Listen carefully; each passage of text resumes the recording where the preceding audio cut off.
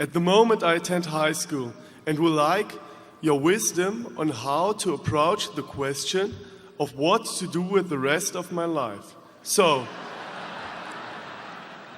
we prefer things a little more difficult than that, if you've got to say. so, Mr. Buffett, Mr. Munger, if you were about to start all over again, what profession would you choose and why? Well, I would choose what I do because A, I have fun at it. I'm reasonably good at it. You know, I meet a lot of interesting people through it. No heavy lifting. It fits me.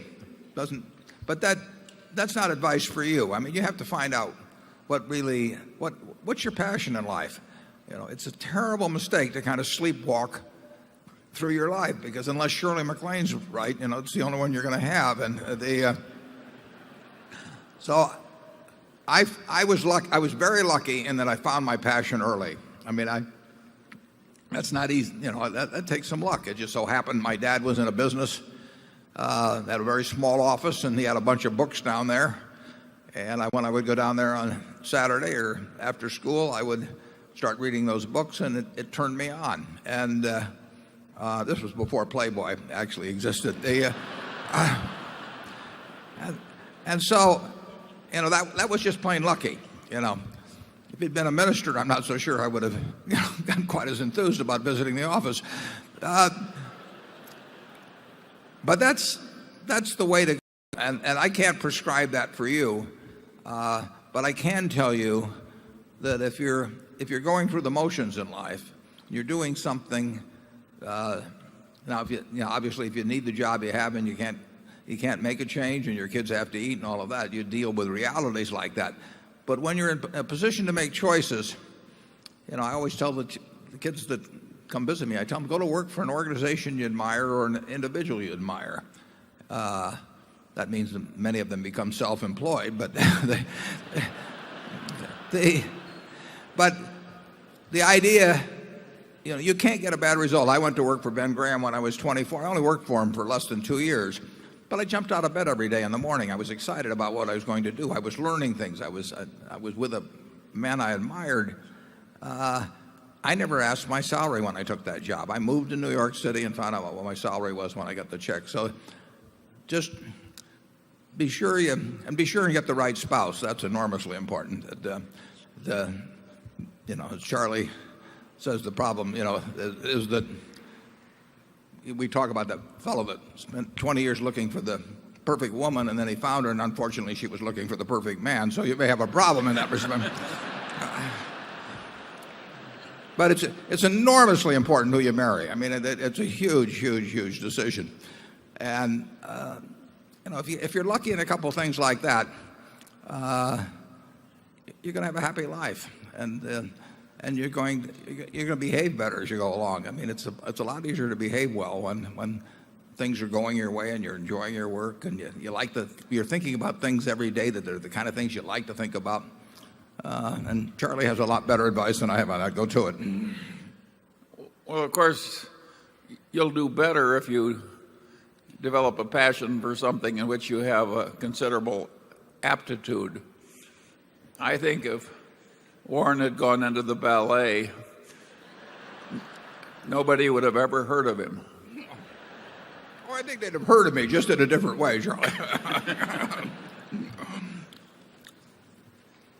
Well, the chances are, if you find something that turns you on, you probably do have some talent for it, though. I mean, I don't think I could have gotten turned on by ballet. Yeah.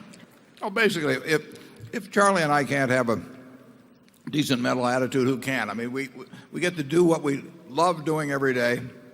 We do it with people that are not only cheerful about it and like us, but they do their jobs extraordinarily well. They like their jobs too. We're forced to do virtually nothing that we don't want to do. I have a trainer that comes 3 times a week. I think she's probably here.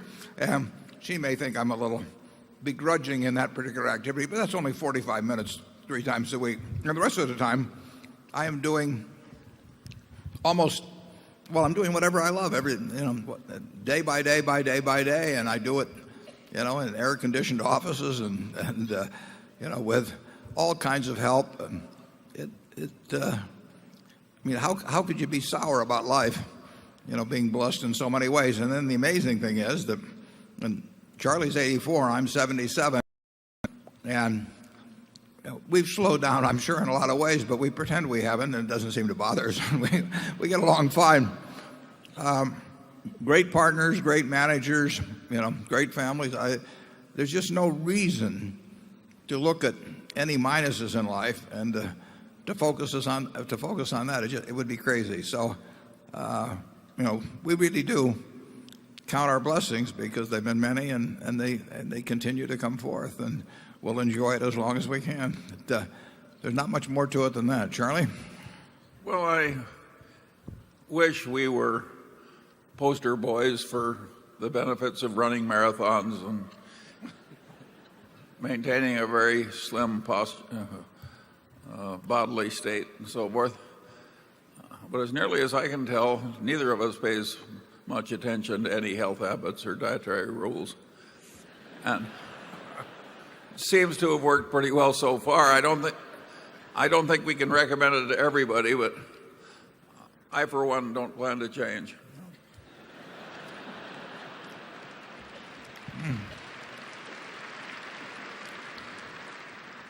Really, from the moment we get up to when we go to bed at night, we get to do all kinds of things. We get this associating with wonderful people is about as good as it gets. And we're biased, obviously, but we think we live in the best country in the world and had all kinds of good things. I mean, just imagine.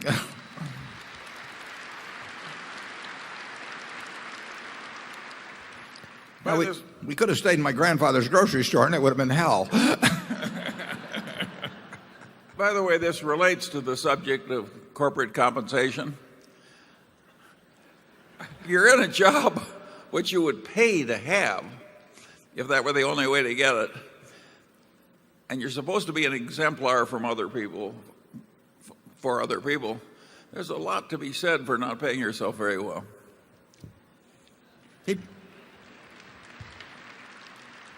He points that out to me regularly. Well, if you think about it, the idea that CEO compensation represents a market system and that you have to pay some guy a $10 million retention bonus or something to stay around in a job that he's been fighting to keep and stacking the board and everything so that they keep him around and all.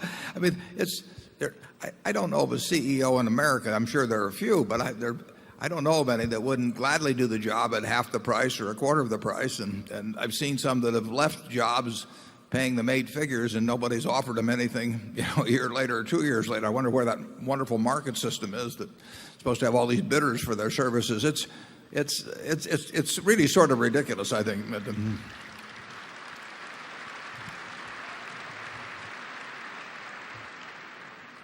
Let's go on to 12.